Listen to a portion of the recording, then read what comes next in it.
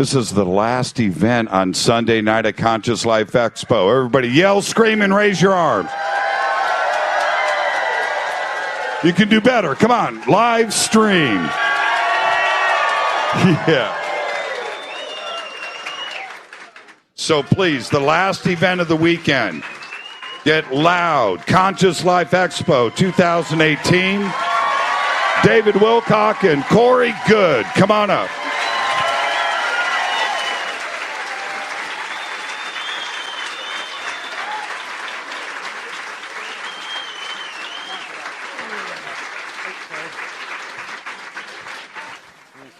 So let's just open this up now, Corey, and I'm going to hand you the remote in just a second. When you started to have these beings appear in front of you, neither of us had any idea at the time that this was related to anything Egyptian, right? No way. It was really, really crazy because I'm sure most of you are familiar with the story, but Corey gets brought back up into this alleged secret space program, a base on the moon that our government apparently has built. And again, I'm doing this as like a two-part thing, so if you saw the Emery Smith talk last night, it's really essential. Thank you. It's pretty essential that you see both if you really want to get this. So now I am going to hand the remote to Corey, and this is our grand update that brings it right up to the present of everything that he has been working on, and it is totally amazing. So Corey, take it away, buddy. Thank you.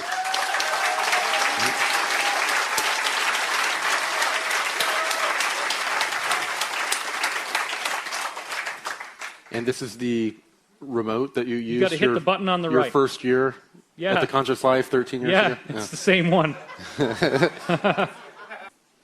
So this started for him in December 2017 with this weird thing with Oumuamua.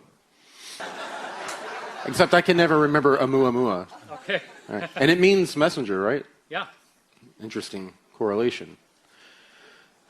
So the first known interstellar object passes through the solar system.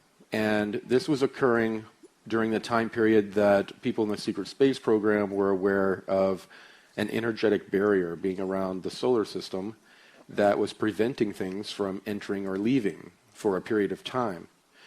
They were watching this, and they had been watching it for a while, and they were wanting to observe it when it hit this energetic barrier because they wanted to see, exactly what would happen.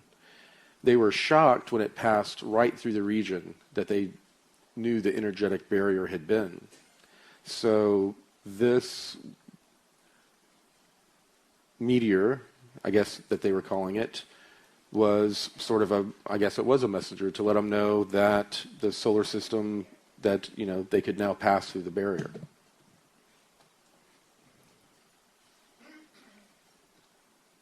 And, we talked about that. And I think we've... Yeah, hit it again, and you'll get the words coming up. Well, okay, I thought this was the animation. Okay. So the secret space program flew a shuttle out to this object. They knew that from its trajectory that it had been around, they knew which star it had been around, and it had been in an orbit that was over 1 billion years. And the orbit decayed because our star, because of celestial mechanics, started moving through the galaxy in a way that tugged at the other star, and it pulled this object away. And then the secret space program had been watching it come in for some time. Now, what was found on board, there were technological little treasures that they found, but what was the most interesting thing was that they found ancient glyphs and writing, which was more important to them than finding technology, to be honest, because they were fairly sure that this device or ship belonged to the ancient builder race, who are a race that disappeared nearly 2 billion years ago.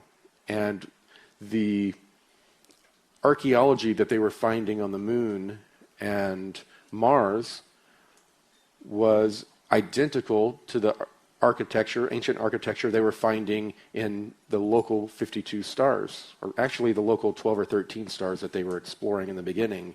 They were finding these same types of ruins, but no writing.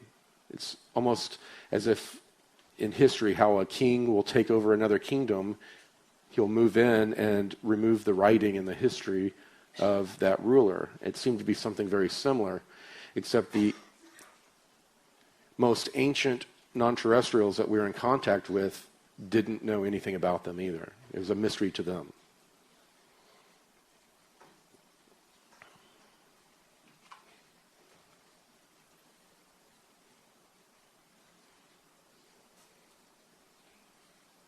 You want to take this Keep one? hitting it because we got the Okay. bullet points there. All right, and according to the Law of One, Ra claimed that his soul group had come from Venus, correct? Yeah, this is one of the really amazing things is the Law of One describes pyramids being built by this culture that they were originally from on Venus 2.6 billion years ago. And I had been looking for the longest time about anything having to do with a 2.6 billion-year-old civilization, and Corey, without even knowing it was in the Law of One, is telling me about this ancient builder race that they've dated to be 2 billion plus years old. It's a stunning correlation. So David had been speculating the whole time that the Blue Avians were related to the Law of One somehow, but I wasn't buying it. I wasn't on that train yet. Right, I know. And I wasn't able to read the Law of One. I mean, I had read through it, but when I was trying to read it, the words would kind of hover above the page, and I just couldn't absorb them. And but that changed. It was at Contact in the Desert 2 years ago. I was in my cabin, and I started hearing a chorus of voices saying that we are the messengers and facilitators of the one infinite creator. And I had been trying to read the Law of One, and I had it in my backpack, and I went and I pulled it out, and I was able to read through it. And I've only read it once, but it was at that point that I thought maybe, you might be onto something. And since George already spilled the beans the other day, that was simultaneous with when I first got together with my wife, as Yes. we're now going to be announcing on Wednesday. Yes. Yes. Yes.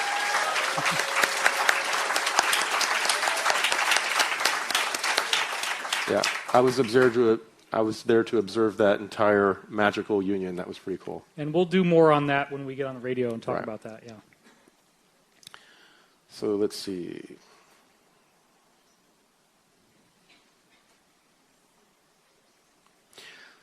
So around that time, I received a message that I should prepare for a meeting at the Lunar Operation Command. And I had not been present at the Lunar Operation Command since I was processed out of the programs.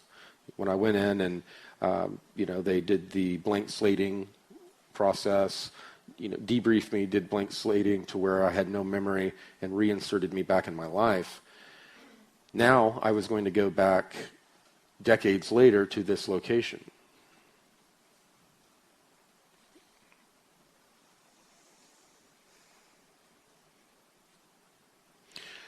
Okay, this meeting, I was not prepared for everyone who is going to be present. For some time, the secret space programs, the small alliance, had gone underground because Sigmund had pulled me in and others and had done chemical debriefing to try to figure out if they could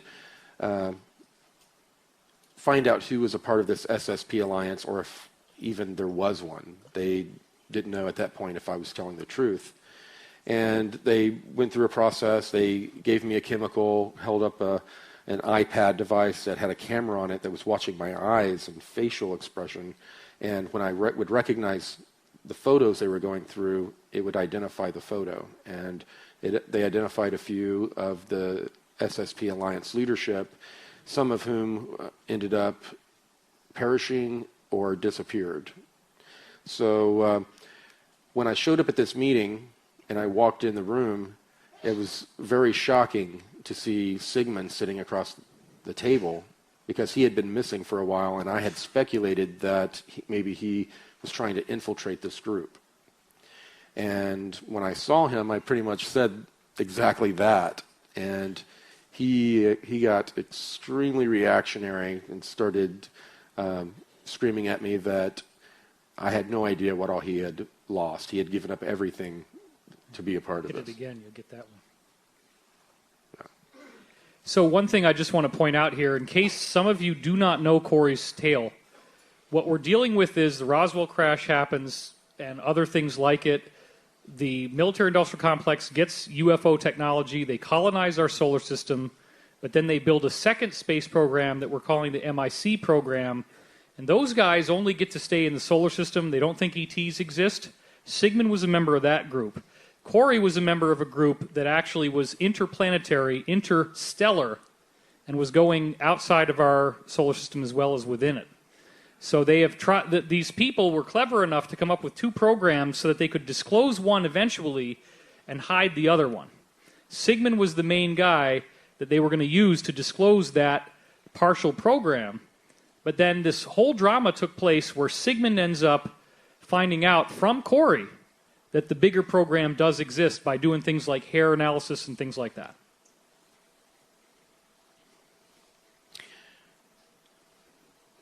So I was told to go to a specified location at a certain time, and I was going to be picked up by the same type of craft that was picking me up before, a triangular craft that fit 2 people in the front, the crew, and then had 3 seats in the back for passengers.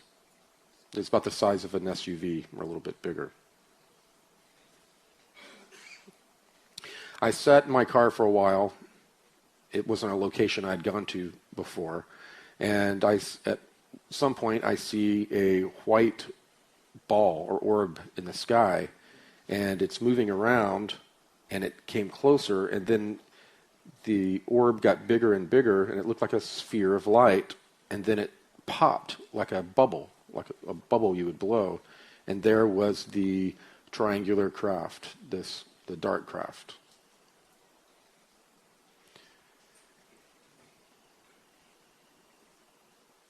So I was picked up, and very quickly we were at the moon. The moon went from being, real small to it grew real quickly, and then we were not far from the surface. And then we angled back around to that 10 o'clock position on the back of on the dark side of the moon, and we flew over a crater, and it was the crater that I knew that the Lunar Operation Command was in, but we couldn't see any buildings. It had the technological masking up that created a kind of a mirage effect, and that mirage effect somehow reflected back. I don't know exactly how it worked, but it prevented you from seeing the Lunar Operation Command. So back when I first saw the Lunar Operation Command and served in the 20 and back program, the Lunar Operation Command looked like a swastika because it was a part of a Nazi space program from the 30s and 40s. So they had built it out to break up the look of the swastika, which made a lot of the people that served there more comfortable. And then there was also a hole basically a hole in the middle of the crater that went down into a cavern area. And what it was explained to me later on, what had happened is that when meteors hit the moon, at some point the moon pushes back, and the energy goes this way, and it compresses, I guess we'll call it the crust of the moon, and then it expands again, leaving cracks and rifts. And also, the energy would melt it and turn it into lava. And that's where they would get these huge lava tubes because of the lack of pressure and gravity. And in those tubes, they were building out more of the Lunar Operation Command. And when we flew in through that hole, you see the part of the base that is below ground, I guess you'll say. And it's the part I've described as kind of a bell-shaped, where craft go in and out.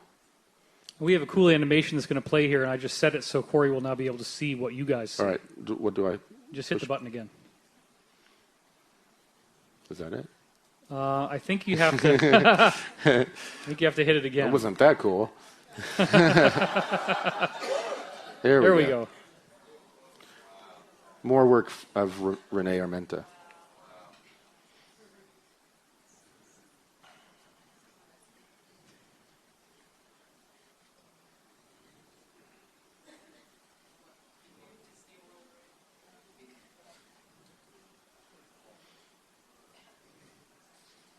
And yes, that's approximately what it looks like. I guess you can see down at the bottom the size of the dark craft as it flew down through the hole in the top. And there were two bays, one above the other. One was an entrance bay, one was an exit bay. And when you fly in, there are the areas where they landed the craft. The pilots got out, and then the ground crew came out and just pushed it. It was floating above the ground, just pushed it into a conveyor system that then moved it and placed it in a designated spot. It's pretty interesting. And of course, I was greeted by Gonzalez, and he showed up wearing the Air Force dress blues. And this is after pretty much everyone, especially in the programs, knew that he had been presenting himself as Lieutenant Colonel Gonzalez, and then I found out when he was outed that he was a lieutenant commander in the Navy, but he was pretending to be Air Force. So I walked up to him and I said, "So we're back, to this ruse again," kind of a thing, and he, tightened up and kind of freaked out a little bit, basically telling me to shut up. So. And by the way, Gonzalez was the first person with the SSP Alliance that he met with when he first went up there, right after he finished briefing me on all this stuff in 2015. So Gonzalez is one of the long characters in the whole saga. Right. So we went down a few flights of stairs and into a smaller elevator. And we were met by a young female. She was dressed in the same type of Air Force dress uniform. She had her hair up under a hat. And she greeted us, and she stated that she was going to be our escort for the remainder of our visit. And she had all of the clearance to take us down another elevator, and then she ran a card and placed her hand under some sort of a reader, and the elevator started going down very quickly. So much that usually Gonzalez always tried to get me to do a count, try to judge how fast the elevator's going, so they could do the calculations to figure, when you walk down a hallway, count how many steps it is. And he was better at doing that kind of stuff than I was. But there was no way to count how many floors we went down. Right. So I had skipped ahead earlier. We were taken to a conference room, and I was brought in. There were a handful of people who I recognized that were a part of the SSP Alliance and had been in previous meetings.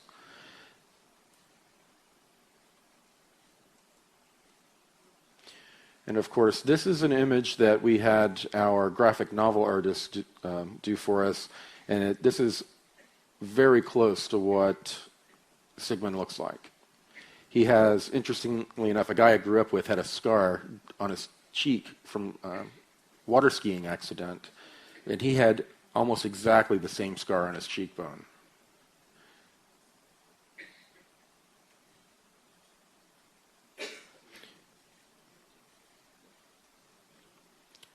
Right, and when I mentioned that I had reported that he was possibly infiltrating, he jumped up and started screaming at me that he had lost everything, and he looked at me and said, "Intuitive empath my ass." Which had been Corey's job description when he was in the space program. So Gonzalez then gave a detailed and classified report about his series of meetings and work with other beings through this Mayan group.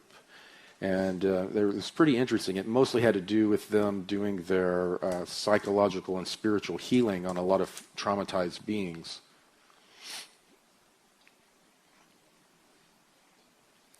Now, Sigmund doesn't believe that the blue avians are real.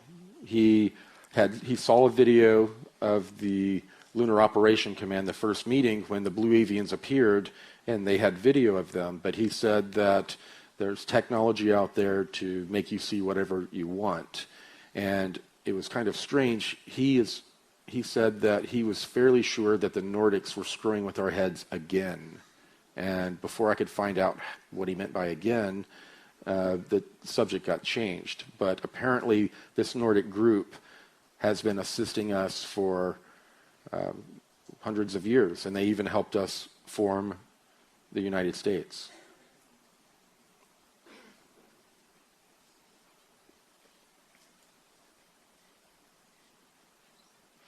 And of course, I gave a briefing of the meetings that I had had with the Anshar at the Super Federation and at the Council at Saturn.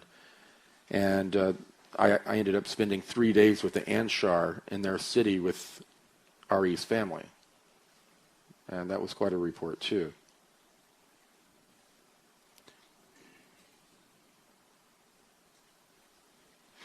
Oh, already covered that. And there's our sneaky little guy hiding in the corner. Hiding in the background. Which we've heard, there were multiple reports at the signing of the Declaration of Independence of a Nordic-looking being there that they called Saint Germain, who somehow materialized inside the room after they'd locked themselves inside, knew all the secret Masonic handshakes and everything, which he could just pull out of their heads telepathically, and told everybody there, you have to sign the Declaration. You have to do this. It's very interesting. Yeah. So the military-industrial complex secret space program is made up primarily of the Air Force and the Defense Intelligence Agency. And I've talked in the past about how they have slightly more advanced space stations in the IIS that are serviced by these triangular craft that we see all the time, that we call the TR-3Bs, but they're more advanced. They're electrogravitic craft that they go back and forth and they ferry astronauts and supplies. Now, during, of course, President Reagan's time, Star Wars, we had put up quite a few space-based weapons platforms, one of which was the Rod of God. And they were telephone-sized tungsten poles that were coated with ceramic and had basically the tail section of a JDAM bomb that used GPS to guide it in, and it was a kinetic weapon that was just dropped from space, and the kinetic energy released a lot of energy similar to a nuclear bomb, but no radiation. What is being discussed is that the United States wants to declassify this secret space program out of a place of strength. And doing so, they planned on using some of these space-based weapons and exotic craft to take out North Korea.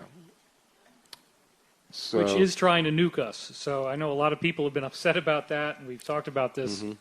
But there really are elements of the cabal using this as a proxy state.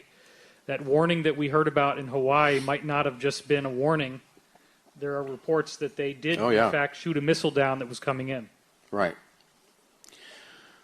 Right. And then covered it up. Yes, it was all a setup for a false flag and to begin that war, but in a different way. So Tom DeLonge and his effort was discussed a little bit, and how the military-industrial complex, some of them are behind it. Now, of course, this meeting happened, before some more recent incidences. More when recent we found out that occurred. it's a Mylar balloon that they were showing as the picture of the UFO they had, and then raised $2.2 million on a Mylar balloon that's cost $6. That's a great return on investment, as I said in my article. People give us crap for raising money. Really? Yeah. And this is nothing. Right. What we've done, Mylar nothing balloon. compared to that. And we're for real. I mean, we're trying to tell you guys the truth here. So can you give a big hand for Corey?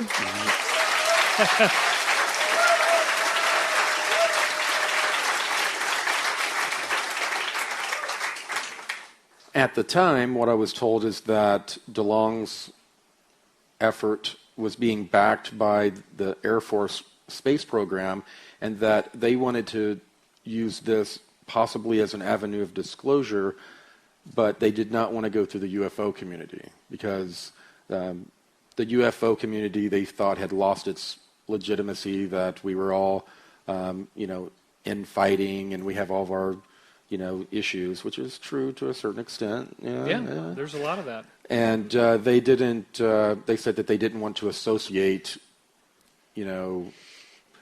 their disclosure of a serious space program with people that were talking about visiting with 8-foot-tall blue birds. I didn't think that was going to be a good mix. Well, but we're going to do it out from under them. That's the point. That's right. And that's what we're doing right now. Thank you.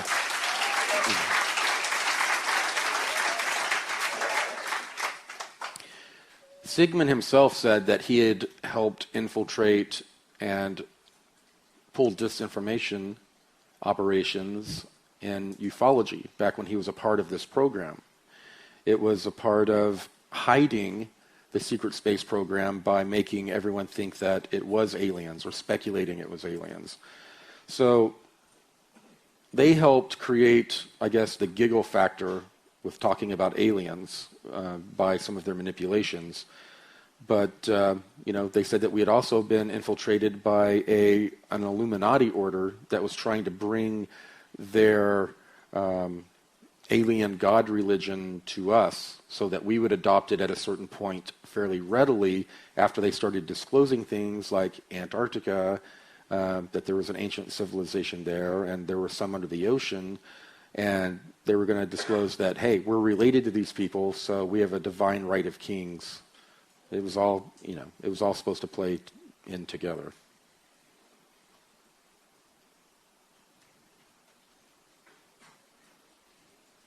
And of course, our egos have gotten in the way, and we've turned religions out of everything ufology.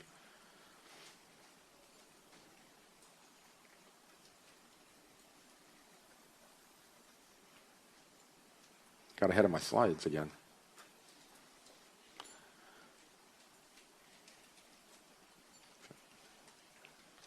All right, we're getting to, what is it, Oumuamua?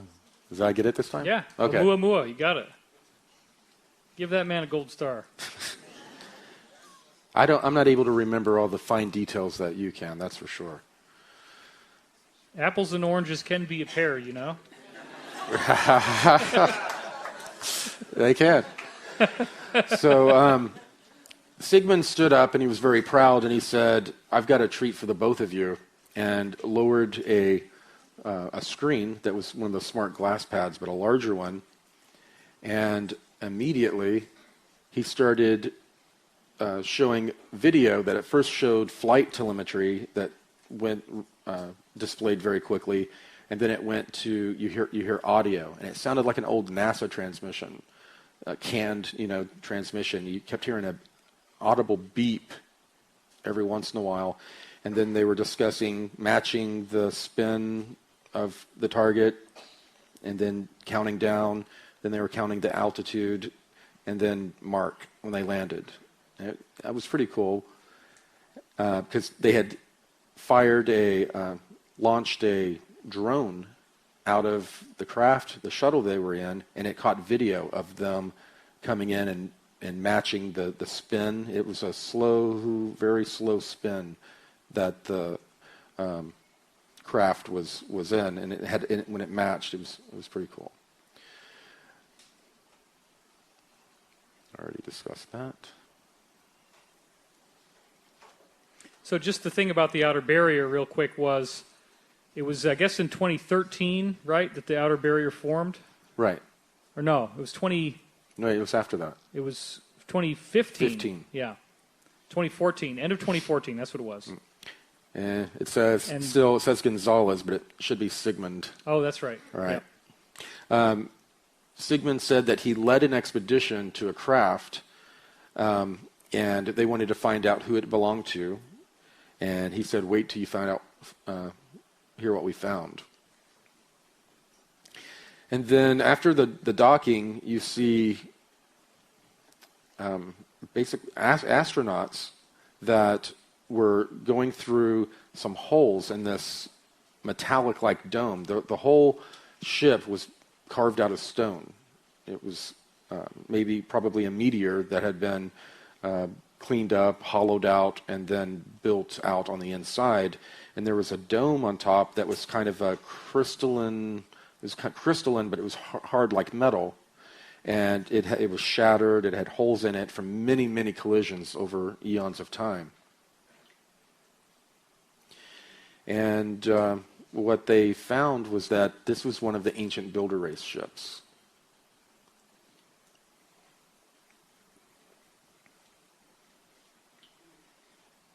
Is this the animation? Is it moving? Yep. No, it's moving. So this is sort of a mock-up of what we were able to see. And the dome was about a third of the way down what I perceived as the front.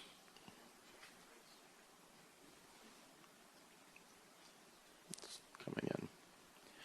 Now, excuse me. On the outside, there was a coating of ice. And it looked like frozen, frothy lake water. And there was orangish red stuff in, like cloudy material frozen within it. Now, after the astronauts shimmied down through one of the holes, we have a scene. They had kind of like GoPro cams on their suits. Now, and they had flashlights on their wrists and on their helmets and on their chests as well. And they were going through the inside of this craft that had zero gravity and was obviously very ancient. And they started commenting that obviously it had been picked over many times by different ET races over the thousands of years who happened to find it, land on it, pick off some technological materials. And let's point out also that you were getting this briefing on December 16th, just 5 days after NASA had actually announced this and said that it might be an interstellar craft, because they're telling you there's a cigar-shaped aircraft in our solar system, but they're not revealing yet that they have a space program that's secret where they could go out and take a look at it. So we're getting this really valuable intel right now.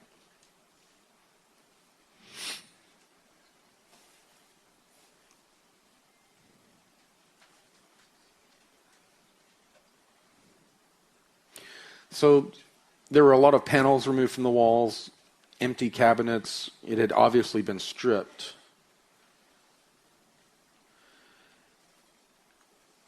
Now, at one point, we hear one of the men state that I found something, please, not please, but, vector into my location. And then the point of view that we had was someone that received the message and started going through the floors. There were holes in the floors, and they were weightless, so they're pushing their way through open floor sections to get to the correct level. And when they did, they found they were able to get into a room that you couldn't hardly see because one of the panels had kind of lodged in the way, and you couldn't see the door. And when they went inside and the light spread out, you could see a kind of a semi-curved room, concave, and there were drawers like a morgue, but they were large. And they had already pulled 2 of them open, and there were dead or old dead bodies on these tables that came out. And one of them looked kind of like a pterodactyl. It was bird-like, and it was very light blue, almost white, and obviously had been in there a long time. The other one they pulled out, at first I thought was a type of mammal, but when we looked closer, it was obviously it had been some sort of an aquatic being. It had kind of a short torso, but its arms and legs were like tentacles. No bones. They were just like tentacles. And at the end of the leg tentacles and arm tentacles were 3 more tentacle extensions. Very similar to the triangle. Yeah, this is one of those weird things where, in case you guys haven't seen where this is going, the craft that he goes into appears to be an original remnant of the Ra civilization, of the civilization that 2.6 billion years ago originated on Venus, conquered several, or colonized at least, several neighboring stars, and now is the Blue Avian race. And all of their records have been wiped out, but what we're seeing is, finally, we have a craft where the handwriting wasn't scratched off. He's going to get to that in a minute, allowing us to analyze what it says. And this is so profound because now we're coming up to this big solar flash, this idea of ascension, which the pyramid timeline talks about, which the Blue Avians have been talking about. All of this stuff is interrelated. It's like the ancient past, the beginning of how this all started, the people that are contacting Corey now. We're now getting to see their technology in a way we never have before, including the bodies. And so this tentacly being looks a lot like the Golden Triangle head being that Corey saw when he was at the LOC for the first time. So that's probably the same being, but many, many, many millions of years more evolved in the future. Right. So one of them was still pulling open the drawers, looking, and there were other bodies in, but I didn't get a good look at them.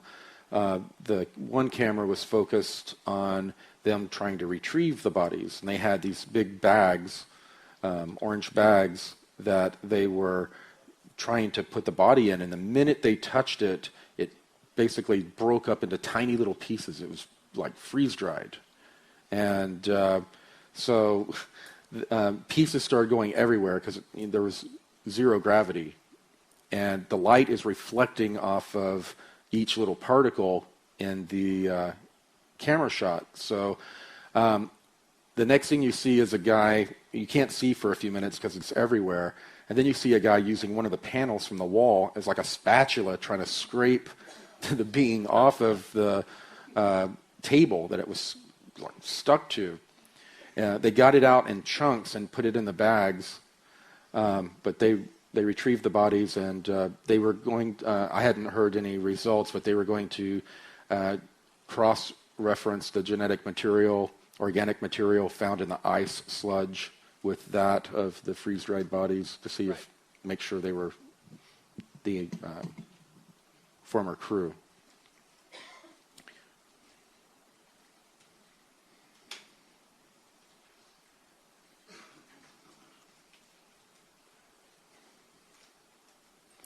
So the organics, they were able to get some preliminary dates back to a little under 1 billion years old. And they were able to track the trajectory of the craft to the star, which they told me, and I forgot, that it was in orbit for 1 billion years or so.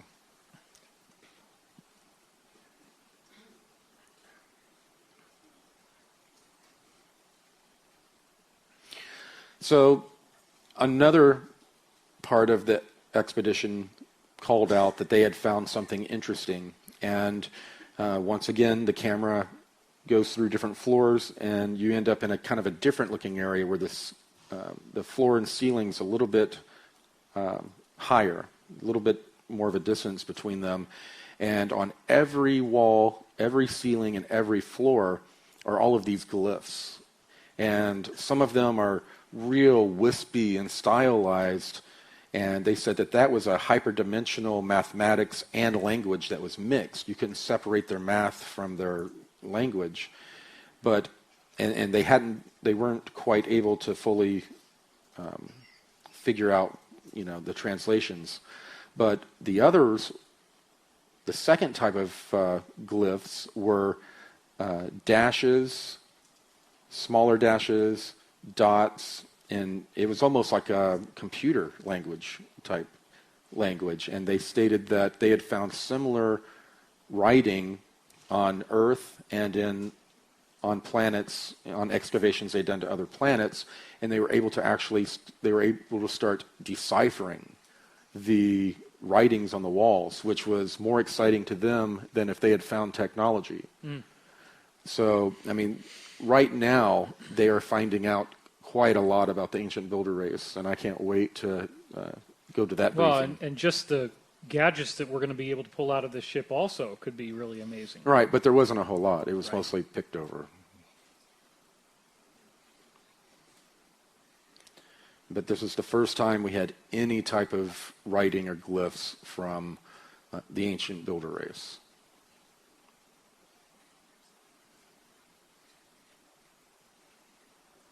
Keep getting ahead of the slides. Well, you didn't really say that it was also, the language is also found in other stars nearby. Oh, yeah.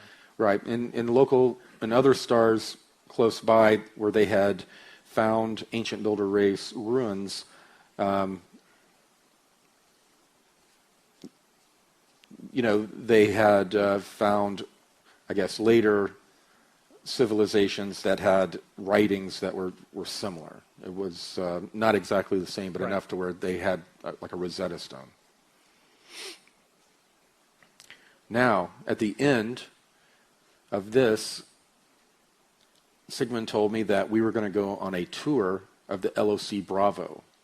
Now, one of the things I've kept quiet over the years is that there's not just one Lunar Operation Command. There's three. There's LOC Alpha, Bravo, and Charlie. I've, at this point, had really only been to Alpha, and that's the one I described to you that looked like the swastika. The others were mostly below ground. We got into another elevator and rode it down, and then got into a long, skinny shuttle that held everyone present. We came out in another large cavern on the other side of that bell-shaped area that I had showed you, and we began flying close to, it was inside a lava tube, traveling. It was on the other side of the moon, and we were traveling, basically, if you're looking at the moon, if you look back around at the 10 o'clock position, we had gone into the inside of the moon through the crack that I had talked about, the hole, but now we were traveling along this way, along the curvature of the moon, coming more towards the front of the moon. And that's when I saw, not only on our way to LOC Bravo, we started seeing giant, basically tractors that were broken and looked like kind of like an excavation site where like a tractor broke and they just kind of pushed it to the side and kept going. Keep clicking because that's in there. Oh, okay.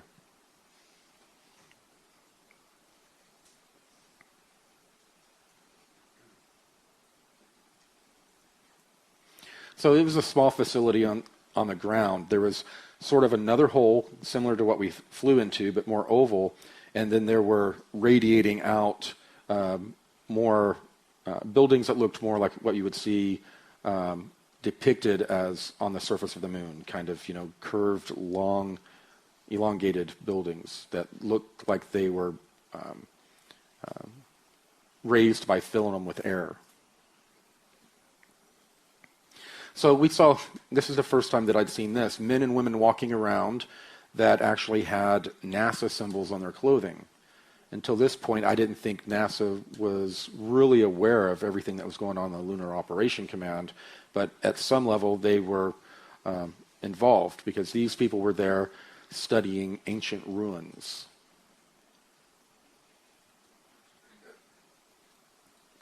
We were greeted by a few of the egghead types, and They helped us get suited up in environmental suits, learn how the respirators, how everything worked, how the safety mechanisms worked, and then they took us down to what they called the Great Hall, which was where most of the artifacts were. And I tell you, it was very much like walking up on a scene from the movie Prometheus. There were ancient, large chairs and seats. Some of them actually had bodies in them, ancient bodies in them. And the PhD, it was interesting. He was sitting there, and Sigmund was trying to be in the limelight as much as he could. The guy stated that soon I will be given this same tour to a major television network. And he said, won't that be something? But until now, you are getting the tour, and you have to keep the bulk of it secret. And Right. It was a 5-hour tour, and at this point, I can only share just a very little. But when I'm able to share more, it's going to be very cool, because some of your insiders, I think, have had this tour prior. It seems like it. And Right. you had never even mentioned before about giant chairs with giant bodies in them. That's new information for me. Right. But it fits with the people that were on Mars and blew up the planet that became the asteroid Right. belt in our solar system, where it's like 70-foot tall humanoids. Yeah, they weren't that big. The But 35-foot type, you think? they weren't that big either. Oh, okay. Yeah. Interesting. But, yeah, I can't get that specific yet. But See, I'm trying, though. I got him in front of an audience. He does. He tries. And all along the floor, as if it was almost like a part of a track at some period, were shattered what looked like I-beams that were made of that crystalline metallic material.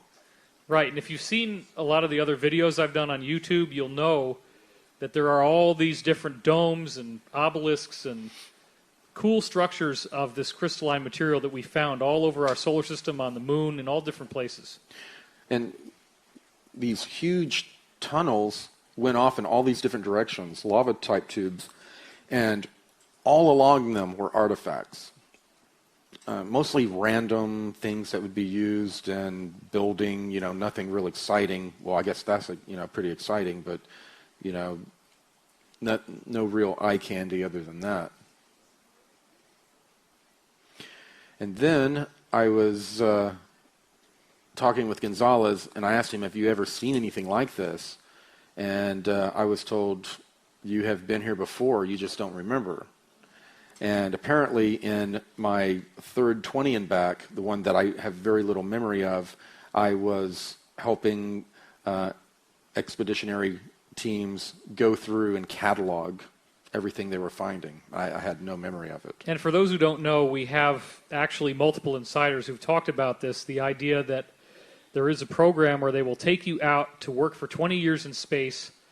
They have time travel capability, which they got from extraterrestrials. They bring you back to the time you left, and then they age regress your body. So you get dialed back to the age you were when you left, and then they block out that 20 years of your memory as much as they can and try to splice it together so you don't remember leaving. So apparently some people are having this happen to them, and Corey is one of the very few who, like 3%, I think you 3 said to it was, 5%. that actually get total recall where they remember what they did.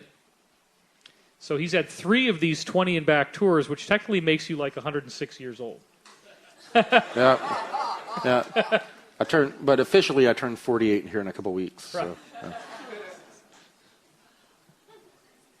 Okay, so I went on a tour that I had apparently been on prior. You're right, that we didn't even talk about this recently on Cosmic. We were taken on a small train system, a very small train system, that looked like it was built for tours. I mean, it was obviously built to take you around different areas. It's very cool. The tracks went all around these different structures that had been just shadowed by some sort of a concussion wave. And at the end of the tour, we Went back. We were allowed to shower because we were just soaking wet from wearing the environmental suits. We put on the clothes that we had arrived in, and Gonzalez and I were sent to different, back to different destinations. And you thought you were going home. Yeah. But that's not what happened. Actually. Or did you go home that time? I went home that time. Oh, okay. So, overall, when I was giving a briefing to the SSP Alliance, I was giving them information about some of these major meetings I had gone to, including the Super Federation, where a major milestone was met, where human beings have developed to a point to where we are not going to have ETs pretending to be gods coming in and manipulating our DNA and our spiritual development. From here on out, we have developed to a point to where we take over our own management. And we're going to, yeah. It's a very big development. Right. It's a very big deal.